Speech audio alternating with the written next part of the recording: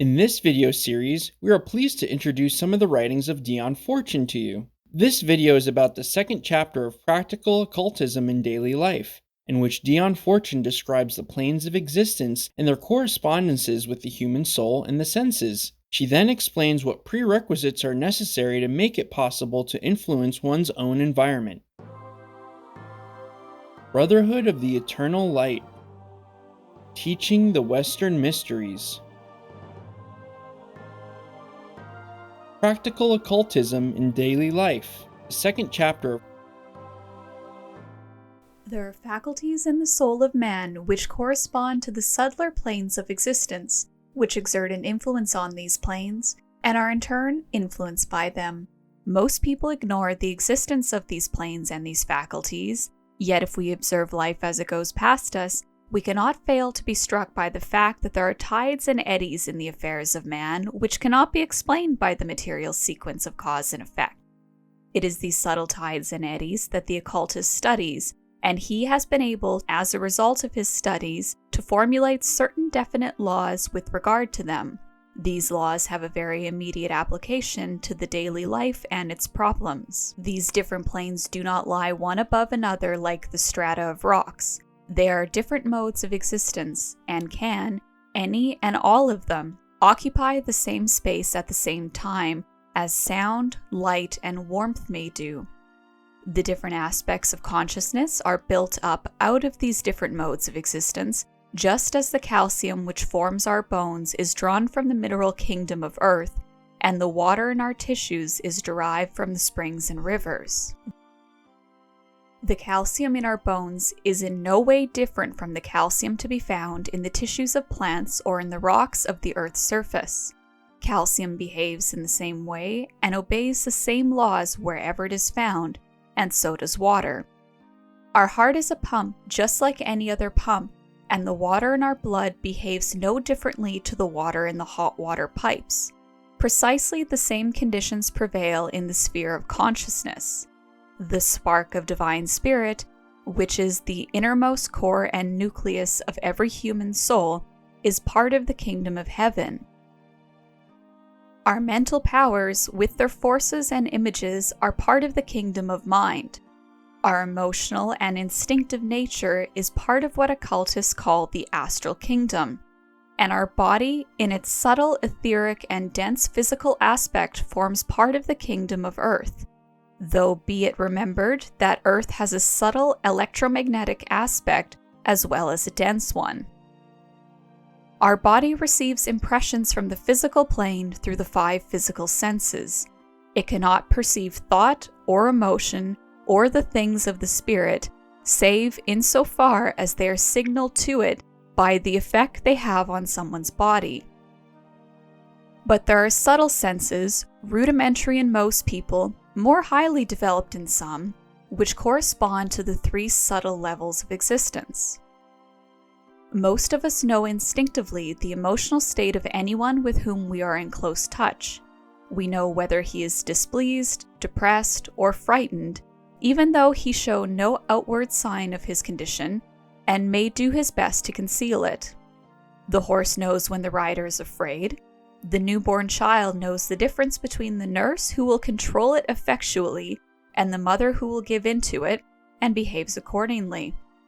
To explain these things as a subconscious interpretation of subtleties of gesture and expression makes demands on our credulity which are quite necessary.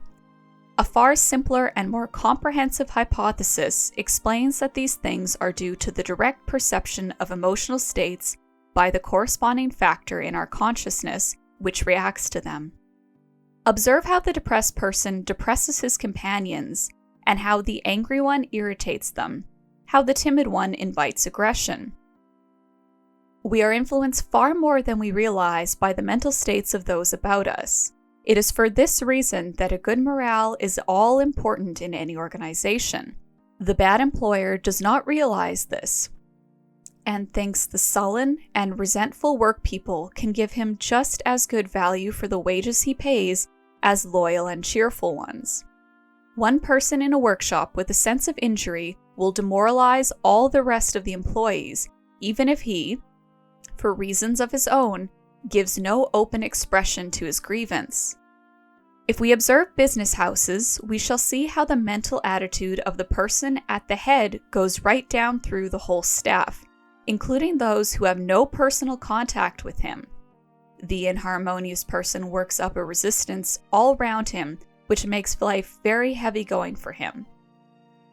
A kind, genial, and even-tempered attitude is an effectual lubricant which by reducing friction increases power. Does it follow from this that we are to yield ourselves without effort to the influences of whatever atmosphere we may find ourselves in? We are unwise if we do. Even if the atmosphere is congenial, it is not well to become too dependent on it, lest we make ourselves so sensitive that we succumb to the least roughness when we have to face the outside world.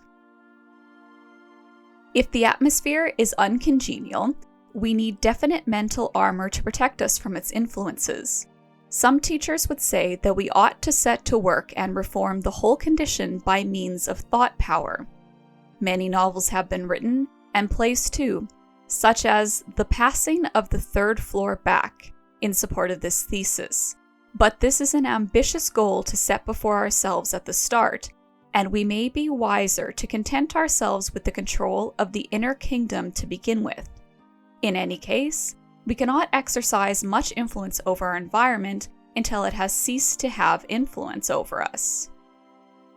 But while we may need to recognize the very potent effect that a mental atmosphere can have upon us, let us remember that atmospheres are things which are made by human minds, and that we need not, and should not, yield ourselves inert and unresisting to their influence, but can do something towards the making of atmospheres on our own account. If we find ourselves in an atmosphere of disruption and discontent, we can set to work to make a certain serenity and steadfastness in our own immediate neighborhood. This we do by working from within outward, and by controlling our own reactions to the inharmonious environment. As soon as the mental atmosphere ceases to be able to affect us, we are beginning to affect it.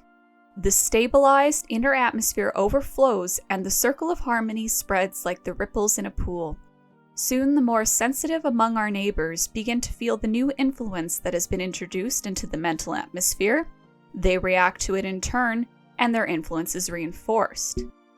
If, however, we had set to work in the first place to alter conditions which caused us unhappiness in order to recover our peace of mind, we should have failed to attain our end.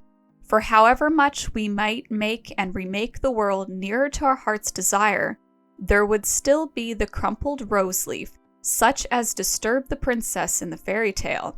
But if we obtain dominion over the inner kingdom and are able to hold it steady in the face of external influences, so that we can say with St. Paul, "None of these things move me," we have become a factor to be reckoned with in the mental atmosphere. Ceasing to be influenced, we become an influence.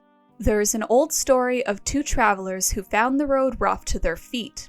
One said, "Let us kill all the cattle in the world and tan their hides and make a carpet to cover the road from end to end so that we may walk in comfort." But the other said, "That is not possible, for the road is longer than the skins of all the cows in the country. Let us, out of a single hide, make shoes for our feet, and then our smooth carpet will go with us wherever we tread." The man who wants to alter his environment until he is happy is like the traveler who wanted to carpet the entire road. But the man who has gained control over his own reactions and rules his inner kingdom is like the man who has made shoes to protect his feet from the roughness of the path.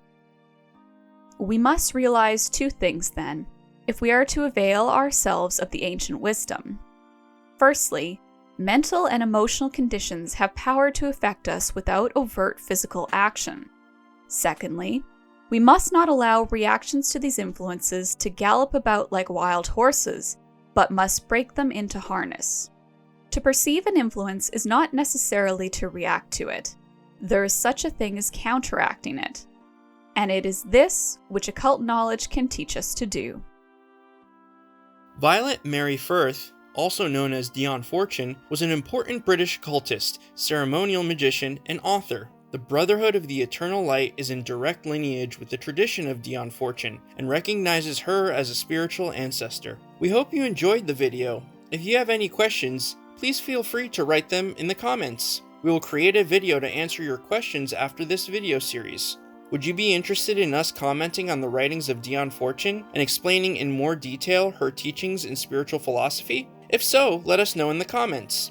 Visit our free online course on Western mysteries and Kabbalah or our live events on these topics. And if you haven't already done so, please like this video and subscribe to the channel. See you soon in our next video.